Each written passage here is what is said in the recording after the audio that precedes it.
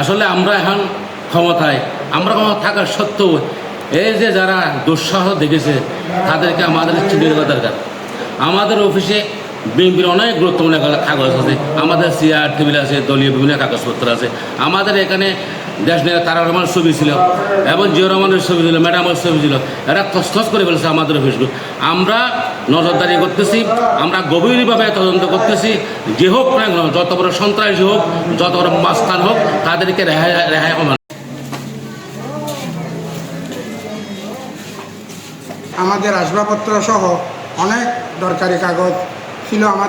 আমাদের কি নাম বলে, ওই আমাদের কেন্দ্র থেকে আমাদের সদস্য সংগ্রহ ফরমের বই সহ অনেক ছবি সহ চেয়ার টেবিল সহ অনেক ক্ষতি সাধন করছে।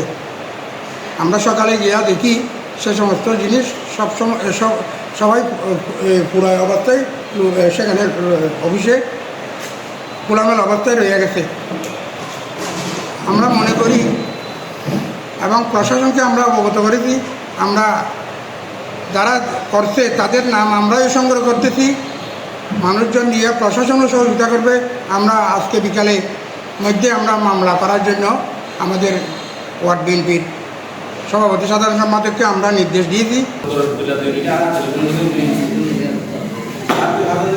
বিএনপির বাইরে বিরোধী দলীয় নেতারা আমাদের উপর বিভিন্ন আক্রমণাত্মক কিছু বক্তব্যের কারণে আজকে গতকাল 3টায় এরাই কিছু দুষ্কৃতকারী, বিভিন্ন টেকনাফ পৌরসভার বিভিন্ন দুষ্কৃতকারী একসঙ্গে হয়ে আমাদের 7 নম্বর ওয়ার্ড বিএনপির কার্যালয়টি আগুন দিয়ে পোড়ানো হয়েছে এবং আমাদের অনেক কাগজপত্র নথি এবং আপনার চেয়ার টেবিল কিছু জিনিস চুরি করে নিয়ে গেছে, বাসায় এরা নিয়ে গেছে, আর কিছু জিনিস আমাদের এখানে পুড়িয়ে ক্ষতিগ্রস্ত করেছে। আমরা দ্রুত তাদেরকে আমরা আইন আনবো।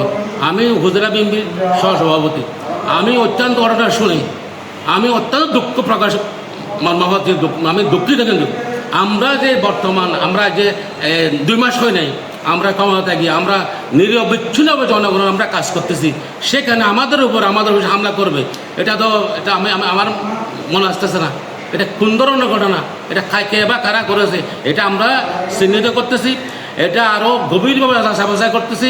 যাচাই বাছাই করে আমরা তাদেরকে বিহিত ব্যবস্থা করব।